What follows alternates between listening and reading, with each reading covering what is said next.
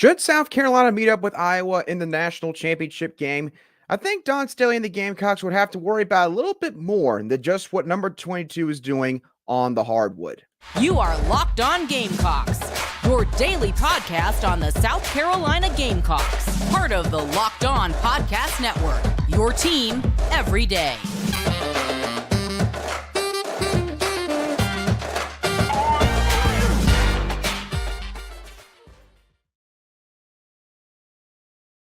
Hello, Gamecock Nation, and welcome back to the Locked On Gamecocks podcast. I'm Angeline, the host of this podcast, and also a staff writer for Gamecock Digest over on SI.com. You can find all of my written work over there. Thank y'all so much for making the Locked On Gamecocks podcast your first listen or watch for your team here today. We are free and available both on YouTube and wherever you get your audio podcasts daily. This episode is brought to you by Nissan. Are you the kind of driver that likes to push things a little further? Ever wonder what adventure could be around the next corner? Take the Nissan Rogue, Nissan Pathfinder, or Nissan Armada and go find your next big adventure. Check them all out today at nissanusa.com. I heavily debated back and forth in my mind leading into this show whether or not I wanted to talk about this, but I am going to. I'm going to discuss on today's show what could happen in terms of officiating if South Carolina meets up with Iowa in the national championship game. I'm also going to give y'all some of my thoughts from this morning's spring practice that South Carolina's football program held. And I'll talk a little bit about baseball. I know some of y'all have been wanting to talk about baseball this week, so I'll talk about how big that series is for the Gamecocks later on at the end of the show. But let's start off with South Carolina's women's basketball team. Obviously, they've got plenty more games to worry about before they can potentially be concerned about playing the Iowa Hawkeyes in the national championship game. But as of right now, I think it's obviously a pretty clear bet that South Carolina is going to make it to the Final Four at the very minimum and likely match up with either a 1 seed or 2 seed from the other side of the bracket. And one of them obviously could be the Iowa Hawkeyes. But I have seen an alarming trend over the past few days to the point where I feel like that it's time to start talking about what could happen if the Gamecocks meet up with the Hawkeyes. And I'm not talking about strategy. I'm not talking about the play on the floor. I'm talking about the officiating. And here's where I'm going with this. Caitlin Clark, obviously, is one of the best basketball players to have ever played in the women's game. No matter what your feelings are about her, the coverage about her, you cannot deny that. In terms of pure shooting talent, Caitlin Clark is one of the best women's basketball has ever seen. And it is very clear and evident that, as I just alluded to, networks like ESPN, they have pushed all their chips to the middle of the table behind Caitlin Clark. I think that part of that is genuinely due to the fact that they do feel like that a lot of people across the country and in the sport are interested in Caitlin Clark. So I do think there's genuine reason why they're doing it in terms of fan interest. But at the same time, I think that ESPN and other networks understand that if you want to push the game of women's basketball up to an even higher level than it's ever been before, Caitlin Clark is a great opportunity to do just that. And I've got no issue with that. And I know that for many Gamecock fans, you're probably okay with that too, because you want to see the game of women's basketball grow.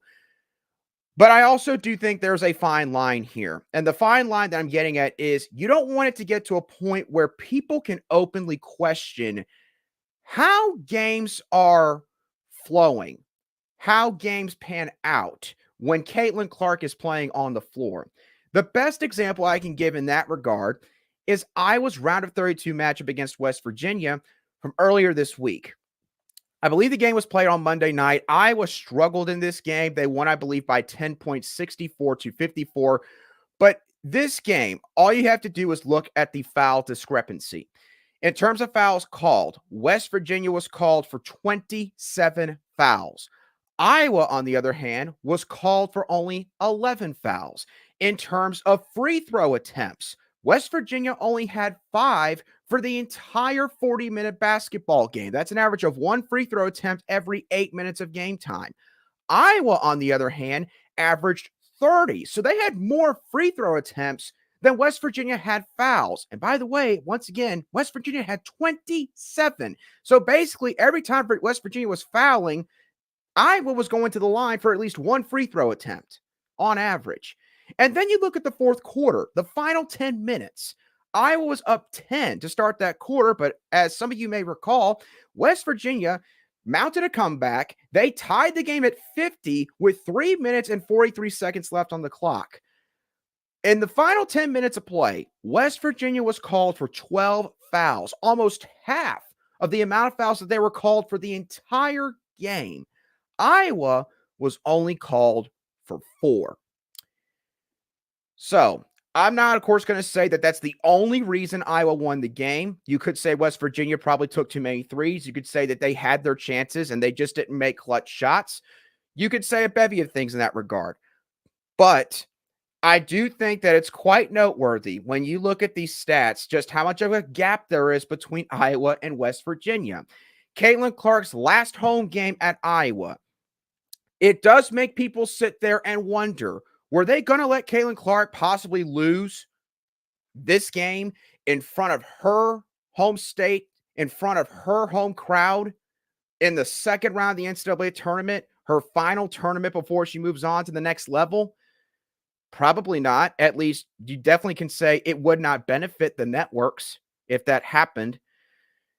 And then you look at some of the other news that's come out this week. ESPN is releasing a 96-page tribute print issue on newsstands all across the country on March 29th, all about Caitlin Clark. In my lifetime, I can't recall a moment where that has ever happened for any athlete. An entire print issue just on one player, 96 pages. By the way, in terms of ratings, Iowa and West Virginia, that matchup that took place on Monday, it drew 4.9 million viewers, which compared to historical data is the largest ever for a game that's taken place before the Final Four. So I say all that to get to this point. If South Carolina plays Iowa in the national championship game, obviously that would draw a lot of ratings already because at that point, South Carolina would be undefeated. And of course, again, it's Caitlin Clark's last hurrah. So ESPN and plenty of other places would have a bunch of storylines to mine here with that hypothetical scenario. But let's say South Carolina goes out there and they play Iowa in the national title game, and early on, they're just killing it. They go up like 10, 15 points. Do you think that the referees are going to let it continue to take place in that manner? You think that they would let South Carolina just pull away by a large margin? Again, I know that we don't want to talk about this necessarily, but at the end of the day, these people care about ratings. And obviously, in terms of trying to grow the game by trying to prop up Caitlin Clark so much, you know how much it would help them if Caitlin Clark managed to go on a run and win the whole national title, even though it's very clear and evident Iowa's not the best team in this tournament? South Carolina does have to worry about that possibility. You cannot deny that. And remember last year, going into the Final Four, Lisa Bluder made that comment about how trying to contend with South Carolina on the boards was like being in a bar fight. I'm paraphrasing a bit there, but that's essentially what was said. And Dawn Staley was very unhappy about that. And listen, Lisa Bluder did not say that by accident, okay? This is a tactic and strategy that, in fairness to Lisa Bluder, a lot of coaches use. Planting little seeds in the minds of referees and officials before an impending game so that they'll have a certain perception about the opposing team and the way they play. And for South Carolina, because they're just more athletic than pretty much anybody else they play, their opponents sometimes just try to make the excuse of, well, they're just way more physical than everybody else, and y'all just let them play that way for all 40 minutes, and that's why they're so good. That's why they say stuff like this, so that maybe the whistle will be blown in their favor a little bit more. And obviously, I know some Gamecock fans feel like last year that was the case when the Gamecocks played Iowa in the Final Four. So, why wouldn't that happen again this year? The Gamecocks are by far the better team. I personally feel like that if you called a game evenly between Carolina and Iowa, Carolina would wipe the floor with the Hawkeyes. I genuinely believe that.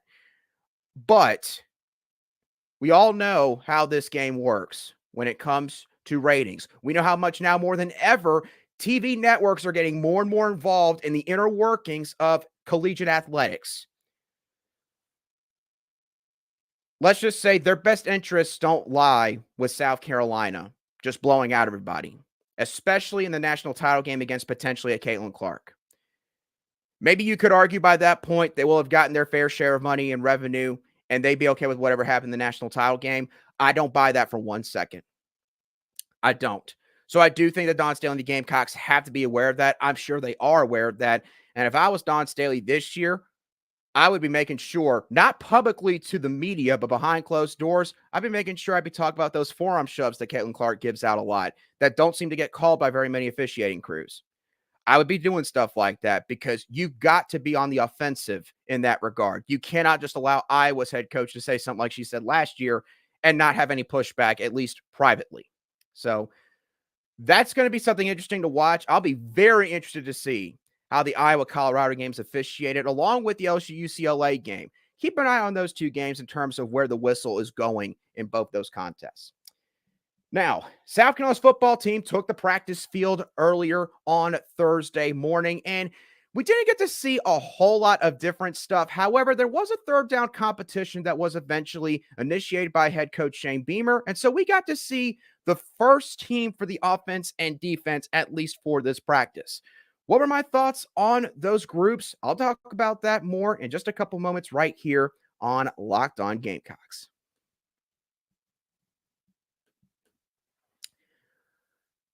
Today's show and this week's March Madness bracket highlight is brought to you by our friends at Nissan. Each week, we're picking one team that stands out, a team that's pushed it further than the rest. Just like any of the all-new 2024 Nissan SUVs, these guys were able to take it to the next level. The Illinois Fighting Illini can only be described as a pathfinder. They've been thrilling to watch and have really created a lane for themselves, entering the tournament as one of the hottest teams in the country. They have a date with Iowa State later today in the Sweet 16. Take the Nissan Rogue, Nissan Pathfinder, or Nissan Armada and go find your next big adventure. Shop NissanUSA.com.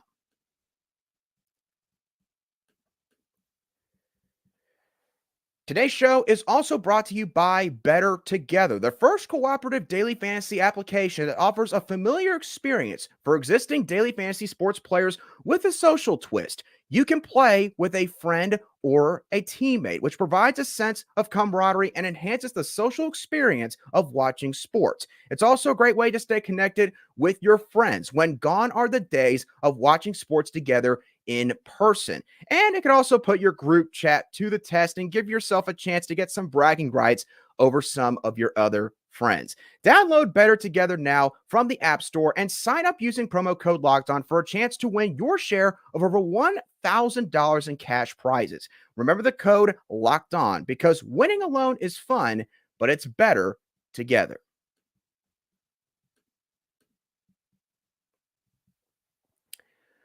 Welcome back to this Thursday edition of the Locked On Gamecocks podcast, where we cover your South Carolina Gamecocks every single day. Are you watching Fox Sports or ESPN on your TV all day? Have to turn down the volume with all that shouting? Make the switch to Locked On Sports today, a free 24/7 sports streaming channel programmed for your every day to bring you the biggest stories without all the screaming. Locked On Sports Today brings you can't miss analysis, opinions, and news, streaming 24/7 on YouTube or the free Amazon Fire TV channels app. Part of the Locked On Podcast Network, your team every day.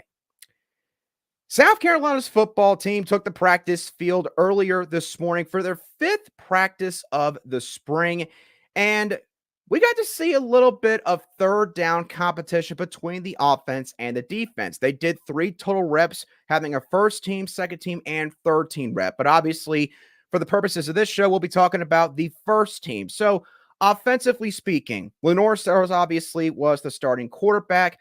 Oscar Attaway III lined up at running back. The wide receivers were Jarrett Brown, Gage Larvadane, and Mazio Bennett. I did not see Mazio, I believe, in the first team rep from the first open practice period that the media was able to partake in this past Tuesday or 2 Tuesdays ago. So the fact that Bennett's already going out there with some of these upperclassmen transfers says a lot about the work that he is putting in so far. Obviously, this doesn't mean that he's going to start in 2024, But Mazeo Bennett is somebody that we've talked about as a guy that could help this team out immediately and is pretty much college ready in terms of the skill set that he offers from a route running standpoint, a catch radius standpoint, the athleticism that he has as well. So that was very interesting to see out of the wide receiver group. At tight end, obviously, Joshua Simon was the first one to go out there. And then offensive line, this one also had a couple of tweaks. Ja'Kai Moore was lined up at left tackle. At left guard, instead of Marquis Anderson, Kamar Bell, the transfer from Florida Atlantic, lined up out there today. Vershawn Lee was the center. Javon Baugh was the right guard. And Kason Henry was the right tackle. So not really a whole lot of takeaways from the offense. Attaway, based on this, is clearly running back number 2 because obviously if Rocket Sanders was healthy, he would be the first guy out there at the running back position. Rocket continues to try to recover from the shoulder operation that he had a couple months ago. And by the way, I did see him in a jersey and shorts doing some work in the indoor practice facility while we were outside. So that was good to see. Rocket Sanders is definitely working his way back. Moving on to the defense now. This defense, the thing that really sticks out to me is there's a lot of upperclassmen. There's a lot of experience on this side of the ball. When you look at the D-line, Tonka Hemingway, TJ Sanders, and Elijah Davis were all 3 out there. I believe that that's at least 3 fourth-year players. Tonka Hemingway, I believe, is now, of course, a fifth-year COVID senior coming back and using that COVID year of eligibility for one last ride in Columbia. At linebacker, Demetrius Knight Jr., Debo Williams, and Ban Martin Scott were the 3 guys that lined up in that position. So, by the way, that means that also South Carolina was lining up in a 3-3-5 formation to start out in this third down competition. Demetrius Knight is a guy, I think, that the more I watch these practices, the more and more I feel like he is a guy to watch out for the rest of spring and heading into this next football season. A transfer from Charlotte, started his career at Georgia Tech. And listen, don't let the fact that he went down to Charlotte and then came back up to the Power 4 level fool you. Demetrius Knight, you look at him physically, and he looks every bit like an SEC linebacker. He's got great athleticism. Oh, and by the way, when the team was warming up this morning and they did some mat drills before they broke it down as a team and then went on to do some individual drill work, the guy that was leading the mat drills was Demetrius Knight, which says a lot about how much this staff thinks highly of him as a guy that was not a part of this program just 4 or 5 months ago. So Demetrius Knight and Debo Williams being paired up in that linebacker core along with the Ban Martin Scott, and not even talk about the guys behind them. The linebacker unit, I think, is probably the deepest that it has been from a skill set standpoint, a pure number standpoint, than it's been in several years. Looking at defensive back, O'Donnell Fortune obviously was one of the starting corners out there. Nick Emenwari was out there with his newly minted number 7 jersey. DQ Smith was also out there, along with King Dominion Ford, And unfortunately, I was not able to make out who the 5th defensive back was when they were doing this third down drill. The angle that I had on the practice field was not the best in terms of the opposite side of the defensive formation, but those were 10 of the 11 starters on defense. So, again, in terms of overall takeaways, the defense, a lot of experience. Demetrius Knight, Debo Williams, Ban Martin Scott. Really, truthfully, the youngest guys out of that entire defense, I think, are Nick Emenwari and DQ Smith. And y'all, they've been starting for 2 years now, and they're both true juniors. So, these guys have played a lot of football, no matter where they were this past year. So defensively, I think that this side of the ball has a chance to really improve after what all happened in the first 3 quarters of the season back in 2023. And then in terms of the offense, besides just the guys that were out there and lined up in the formation, I will say the wide receiver unit definitely does look kind of small in terms of their overall size. And listen, that doesn't mean that these guys aren't going to be able to make an impact. Gage Larverdin, I think, was a solid pickup and can still do a lot of things for this team. Same with Mazeo Bennett. Jared Brown, it actually turns out that he is a little bit bigger than I originally anticipated. I believe that Brown is listed at about 6 foot, 190 pounds when you look at the roster for the spring, and that is correct. So he's basically your biggest guy right now in that wide receiver core. Obviously, Nick Harbor would be the biggest receiver if he was going through spring ball, but he's got track he's dealing with right now. By the way, Nick Harper was also out there today with the team taking in practice. So Nick Harper, as Shane Beamer has said plenty of times this offseason, he's not just literally focusing on track and not at all paying attention to the football team. He is trying to balance both as best he could. But obviously right now with him going through track, the coaches don't want to put him through the rigors of physical practices where he's being tackled and everything so that he can avoid injury and actually finish out track season before he comes back to football. So good news all the way around in that regard. We got one more open practice that the media is going to be able to attend before the spring game takes place on April the 20th. But overall, right now, again, it's tough to get a lot out of the same individual position group drills and special teams work. But I do think that you're going to see a more athletic linebacker group, a deeper linebacker group. I think that the defense is going to be much tougher to score on this year. I won't say that they're going to all of a sudden stop teams and force a bunch of 3-and-outs every game. But I think that in terms of red zone defense, the defense is going to be able to perform a lot better than they have the past couple of years. Offensively, again, a lot riding on the offensive line and how much they can help protect Lenore Sellers and also open up holes for a Rocket Sanders and Oscar Attaway III, so on and so forth. And then the receiver unit. Can you find a way to make an impact overall despite sort of the lack of size at that group? We'll, of course, find out a lot more about all of that as spring practice wears on and we get to see the spring game. And, of course, we go into fall camp in August. Now, I've been reading back some of y'all's comments, and I have seen that some of y'all have been saying, we want you to talk about baseball a little bit more on the show. So we're going to talk a little bit about baseball and their upcoming series against Alabama this weekend. Why is this series such a big one for Mark Kingston and his squad? We'll talk about that in a couple moments right here on Locked On Gamecocks.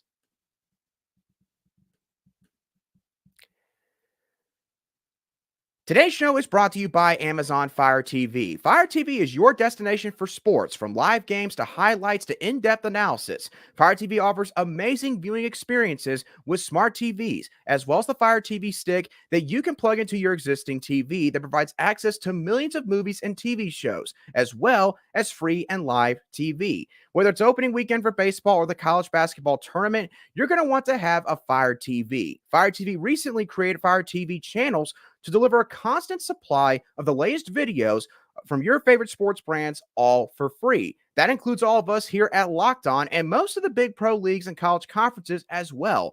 Fire TV channels let you dive into all the game analysis, highlights, and more to keep up to date on all the latest in the world of sports, from March Madness, the NBA, MLB, and lots more. Not to mention great news, entertainment, gaming, travel, cooking videos as well. Check out Fire TV channels on Fire TV and Alexa devices. If you haven't checked out Fire TV channels, you should. Trust me on that. To learn more, visit www.amazon.com/LockedOnFireTV.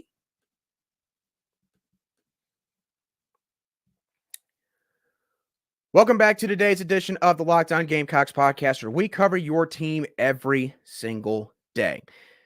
Let's talk about Mark Kingston and South Carolina's baseball team. Obviously, they're on a bit of a roll right now after suffering a disappointing series loss to the Ole Miss Rebels 2 weekends ago. The Gamecocks have bounced back in a big way, winning each of their last 2 midweek games and sweeping the number 3 ranked Vanderbilt Commodores this past weekend. And one of those days required them to play a doubleheader because game 1 basically got postponed and rained out on Friday night. So very impressive stuff recently for this team. But I would argue that this weekend series at Alabama is going to be a series that will tell us what kind of team South Carolina is going to have moving forward for a couple of reasons.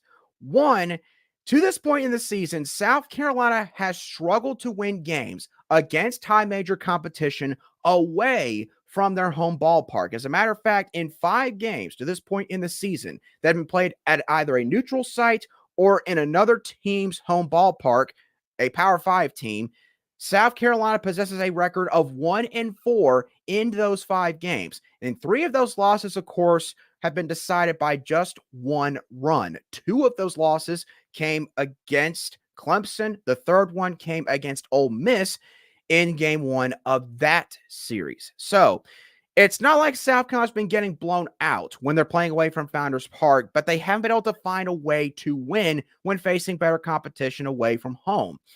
Also, the Gamecocks, they're going to be in a bit of a tough spot here in terms of their starting pitching this weekend. Again, they had to play a doubleheader this past Saturday and once again on Sunday.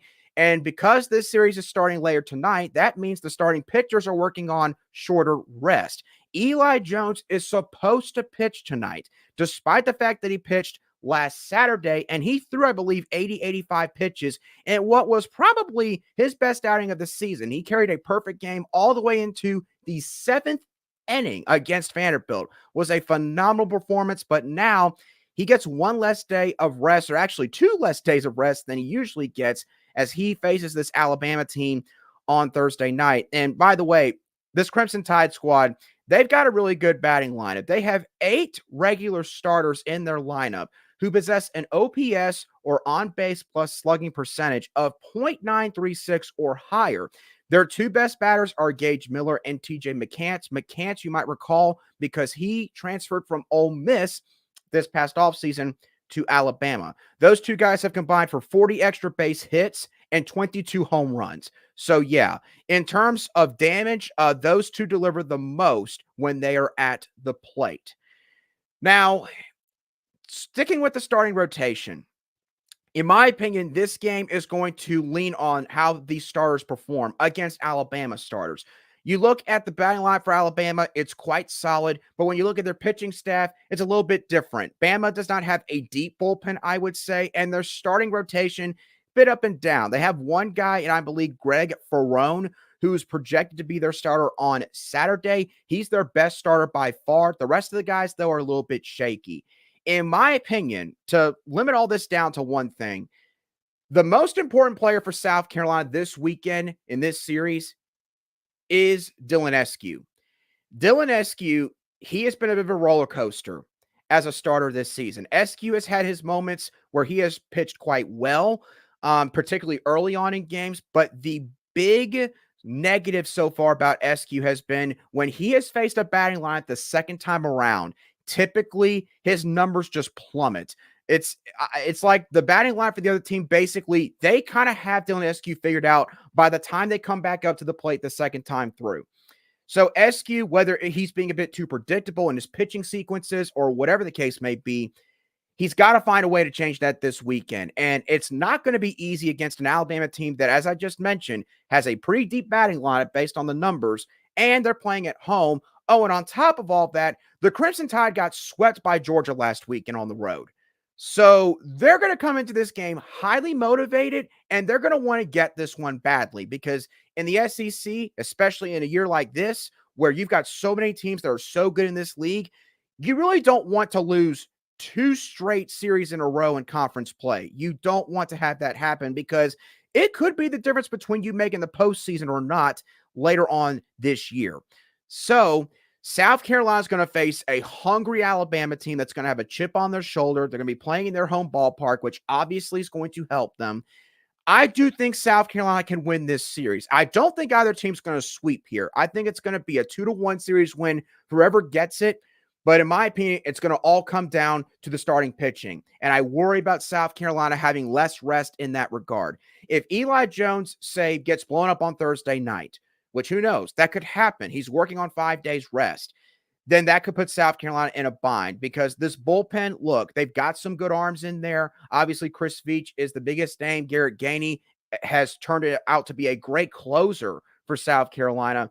But behind those 2 guys and a couple of others, there's just a lot of instability right now in that bullpen. And if they have to win you this series, you might be in a little bit of trouble, again, especially when you combine all the other factors that I've already thrown out there. So if South Carolina wins this series and finally finds a way to get some success away from their home ballpark against a Power 5 opponent, much less a top 25 team here in Alabama, then I think that that could be a signal that South Carolina has officially turned a corner.